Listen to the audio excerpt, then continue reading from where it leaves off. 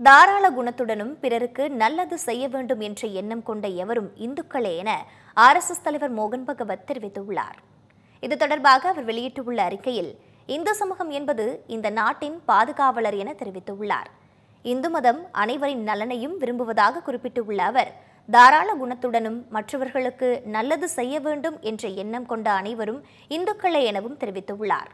ஒரு காலத்தில் RSS அமைப்பு குறித்து தெரியாத பலர் இன்று அதன் பெருமைகள் குறித்தும் நோக்கங்கள் குறித்தும் புரிந்து கொண்டுள்ளதாக பதிவிட்டுள்ள அவர், இந்து மதத்தை காப்பாற்ற வேண்டியது நாட்டின் வளர்ச்சிக்கு மிகவும் முக்கியம் என குறிப்பிட்டுள்ளார்.